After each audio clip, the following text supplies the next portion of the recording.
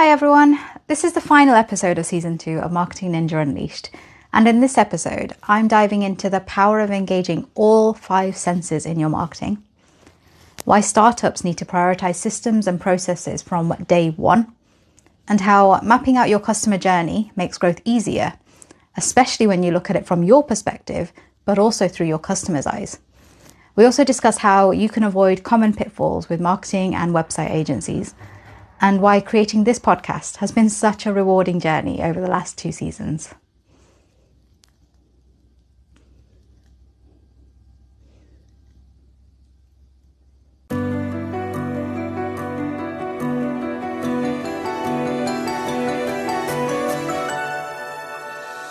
Hi everyone, welcome back to Marketing Ninja Unleashed. I'm Rena, founder of You and Your Story. And can you believe it? We've reached the final episode of Season 2. This is my 16th episode. I never would have guessed that I'd make it this far, but I'm super glad that I have, and even more glad that you've stayed with me, because without you, I'm just talking into a mic for fun. Before I dive into this episode though, I do want to let you know that Season 3 is coming your way on the 24th of October. And let me just say, I've got some really exciting surprise guests lined up that you will not want to miss. But today, I packed in 4 big topics to round off this season. Starting with the power of senses in marketing, with practical ideas that you can actually use. Why startups must prioritise systems and processes if they want growth to be easier. The reasons you need to be crystal clear about what your agency is delivering when it comes to your website and what to ask to make sure you get the best out of them. And finally, why I've loved creating 2 seasons of this podcast and why I'm so excited for what's next. So, let's get into it. Senses in marketing. We talk a lot about visuals in marketing, logos, videos, ads. But humans don't just see. We experience the world through all 5 senses. And the best brands know how to tap into more than just sight. Sight is the obvious one. Your brand visuals, your shop window, your Instagram grid. But what about the others? Sound? Think of the ba-dum from Netflix or the McDonald's I'm loving it jingle.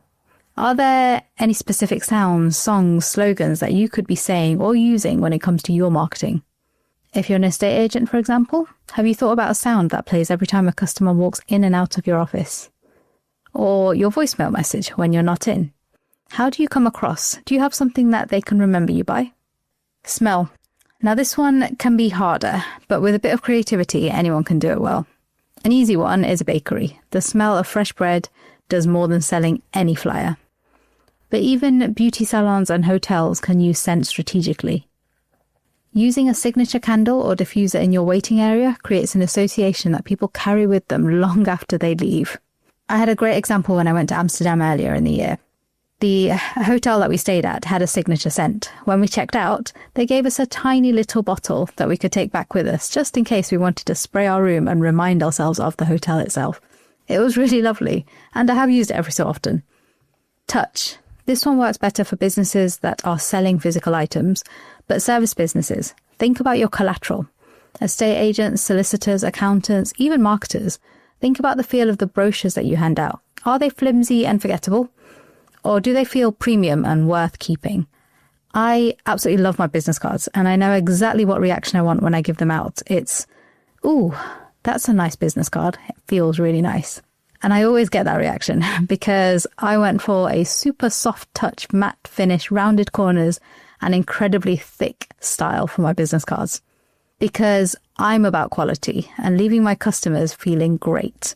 And that's what my business cards do. If you really want one, send me your address on LinkedIn or email me at hello@yaystory.com and I'll send one out to you. Taste. Bakeries and restaurants win here, but think beyond food. As a solicitor or other professional services provider, you might be sponsoring local events and providing refreshments that people actually remember. It's about leaving a flavour, literally or metaphorically, that ties back to your brand. Marketing isn't just what people see on a screen. It's what they feel, smell, hear, taste and touch. The more senses that you engage, the stronger the memory of your brand becomes. Here Kara here from The Kara Golden Show. If you're not using Ironclad for contracts, you could be leaving millions on the table. Ironclad's AI instantly surfaces what matters: renewal dates, pricing terms, and obligations, so you can act quickly before opportunities slip away. That's why they're trusted by great brands like OpenAI, L'Oreal, Salesforce, and so many others. Find the savings hiding in your contracts at ironcladapp.com/podcast. That's ironcladapp.com/podcast. Moving on to some tips for startups and why systems and processes matter. When you start a business, it's often fueled by passion. You've got the idea, the energy, the drive, and in the early days, that can take you quite far. But as you grow, passion alone isn't enough. What you need are systems and processes. They're not the sexy side of business at all. They're not what people shout about on LinkedIn, but they're the difference between a business that thrives and one that burns out its founder. I know because I've been there.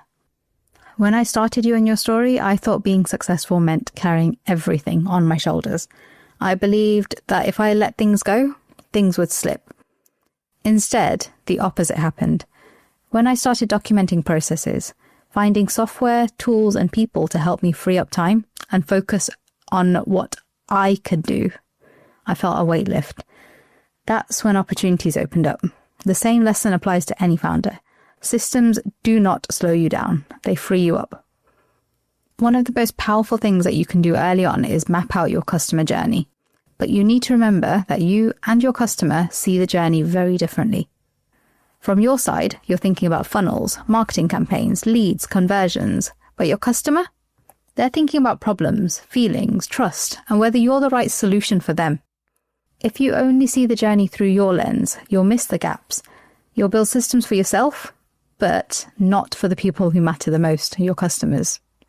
So let's break it down to what the customer journey looks like from a business's perspective. Awareness. Someone hears about your business, maybe through an ad, social post, or word of mouth.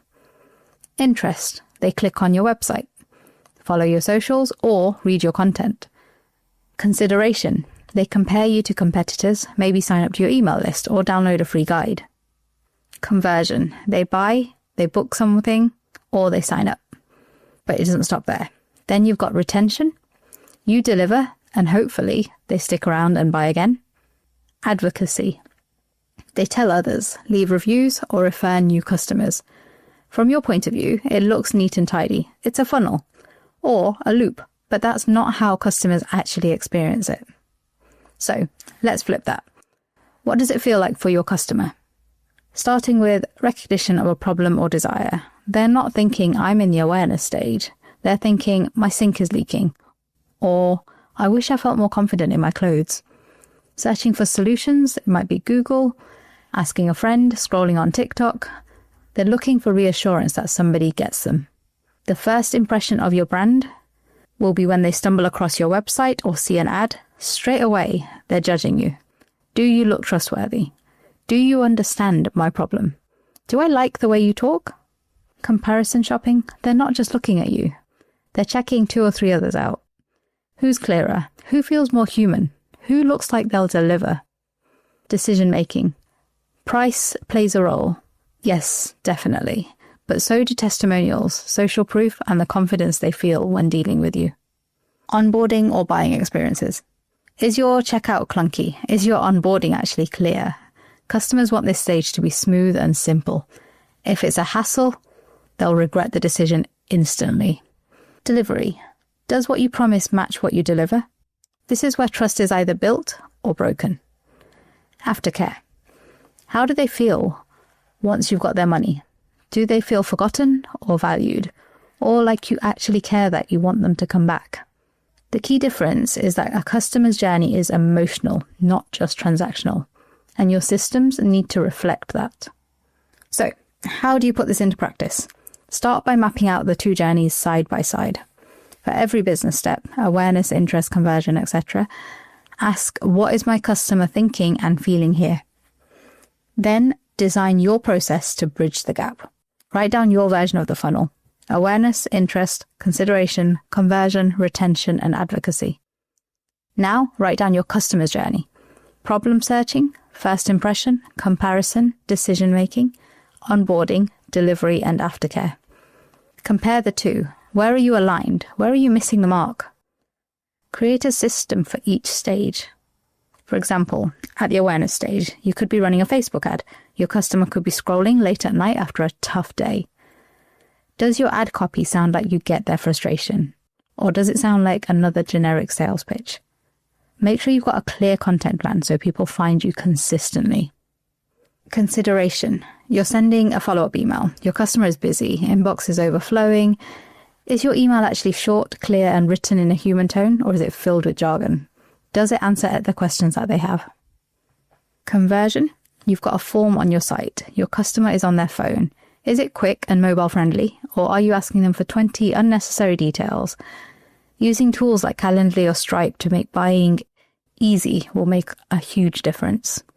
Retention. Set up a reminder to check in with customers a week after delivery. Automate this if you can, it'll make your life loads easier. Advocacy. Automate review requests and make it easy to share referrals. Going back to the big picture, startups often think that systems come later, after you've grown. But the truth is, systems are the things that help you grow. Your customer journey is the backbone of those systems. If you understand it, map it, and build processes around it, you'll avoid all the firefighting later. You'll onboard staff faster, keep customers happier, and free yourself up to focus on the stuff that actually moves your business forward. So here's my challenge to you. Take half a day. Get a piece of paper, draw 2 columns. One from your perspective, one for your customer's perspective. Write out each step of the journey and then ask, where are the gaps? Where do I need a process? Because the earlier that you do this, the easier growth will be. Moving on to working with a website agency. This one's really close to my heart because I've seen and spoken to a lot of businesses that have been stung recently. You hire an agency to build your website. You expect one thing, they deliver another. And suddenly you're left with a site that doesn't do what you need, or worse, you're locked into ongoing costs that you didn't actually budget for. It leaves you feeling hurt, annoyed, and thinking all agencies are just out there trying to take your money. Guess what? Not all agencies are the same, and not all websites are built for your goals. That's why clarity matters. When you work with an agency, you need to be 100% clear on what exactly is being delivered. Is it just design, or does it include copywriting, SEO, integrations, hosting? Who owns what?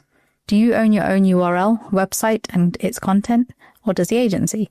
Trust me, you don't want to find out later that you don't. What success looks like. Is it leads, sales, bookings, or brand visibility? The way the site is built should match your actual goals. I work differently at You and Your Story. I don't just ask what you want your website to look like. I ask what your customers need it to do. Because your site isn't actually for you, it's for them. And if your agency isn't having those conversations with you, then you need to push back. And now we've reached the end of season 2. Honestly, creating 2 seasons of this podcast has been one of the most rewarding things that I've done. It started out as a way to share marketing advice without all the jargon, but it's turned into something so much more. I've connected with listeners who told me they've changed their approach because of an episode, and even learned things about myself along the way. So thank you, genuinely, for tuning in. Whether you've caught every single episode or just dipped into 1 or 2. And I'm going to leave you with this until the 24th of October. Marketing isn't just about tools, tactics, or trends. It's about people, their senses, their choices, their trust. Build your marketing around that, and you'll always be ahead. Season 3 kicks off on the 24th of October, in the same sort of style, but with some surprise guests and plenty of new insights. I really can't wait to share it with you. Until then, remember, You and Your Story is here to make sure your story is the one the world won't forget.